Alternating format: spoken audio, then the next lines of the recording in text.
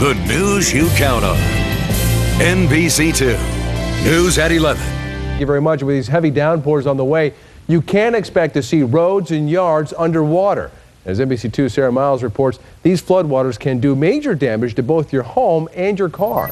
But yeah, like right there in this corner in my house. Steve Glozik's home is proof. I came home, there was water there, didn't notice it. A little water in his dining room turned into a lot. We had a lot of rain and all of a sudden it just started seeping up the walls. As the owner of Flood Pros, it's something he sees often here in Southwest Florida when it rains. Not only in his home, but in others. We've seen people that have lived here for 10 years and they've never had a flood, then all of a sudden one day their house floods. There are some things you can check to prevent yourself from being a flood victim.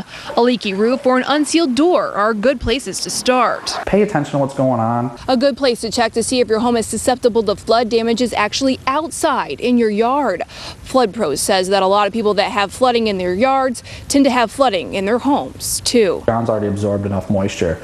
There's nowhere else for that water to go. So the next spot is either out to the road or into your home.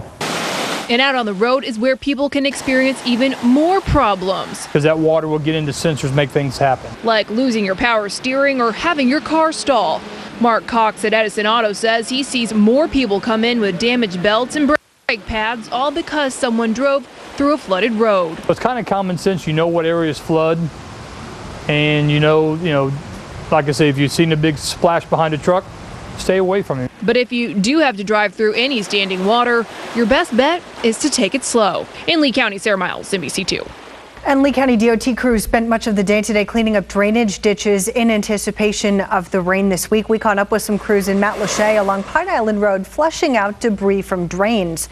The work is routine maintenance, but will help with the several inches of rain we're expecting.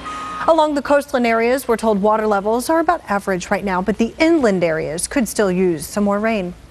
It's always good to get these late season events, help recharge our aquifers, so we'll have that water when we need it during the dry season.